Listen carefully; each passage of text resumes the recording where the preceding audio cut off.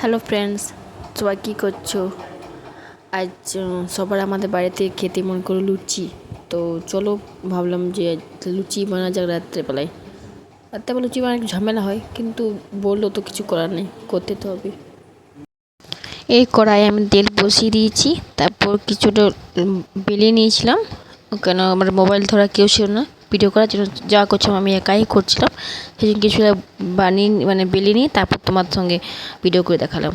হাত করে দেখছিলাম যে গরম হয়েছে কি না, এমনি মন করলো যে দেখি। তো দেখো আমি এবার কড়াই ছেড়ে দিচ্ছি। বেলা লই গেলা যেটা বেলে রেখেছিলাম সেগুলো একটা একটু করে ছেড়ে দেবো এবারে। ফার্স্টেরটা আমার অনেকবারই হয়েছে যে ফার্স্টের লইটা ভালো করে হইতেই খুঁজে না, তো এবারে ভালো ছিল বলে হয়ে গেছে। লুচিটাও বুঝছি যে মনে হয় ভিডিও বানাচ্ছি, ওই জন্যে কী বলে ভালো করে হলো লুচিটা। তো আমি ফার্স্টেরটা বানিয়ে নিলাম। একটু ভালো করে খরা হলে ভালো লাগে। তো লুচির সঙ্গে তোমাদের আর কী খেতে ভালো লাগে, লুচির সঙ্গে কোন কোন তরকারি করলে ভালো লাগে কমেন্টে জানাবে।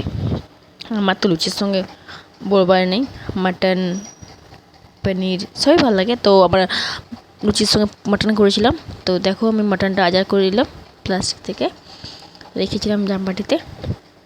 তো তারপরে আমার বরেই বানালো, আমিও জাস্ট একটু হেল্প ছিলাম, সব কিছু করে দিচ্ছিলাম। তো ফার্স্টে তেল দিয়ে নিয়ে পেঁয়াজগুলো ছেড়ে দিল, পেঁয়াজগুলো ভাজছিল।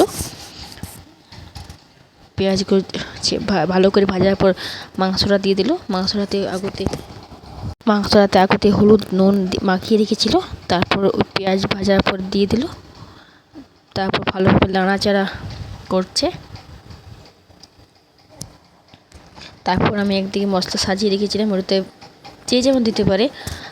আদা লঙ্কা বাটা ছিল, ওটাতে মিট মশলা গরম মশলা, তারপর যে যেমন দিতে পারে। তো বাস আমি দিয়েছিলাম। বেশি মশলা দিই না, কেন আমাদের বাড়ির কেউই অত বেশি মশলা খায় না, তাই আমি কমই মশলা দিয়েছিলাম। তো দেখো হচ্ছে, নাড়াচাড়া হচ্ছে, ভালো করে নাড়াচাড়া করছি, যেমন ভাজা ভালো হয়।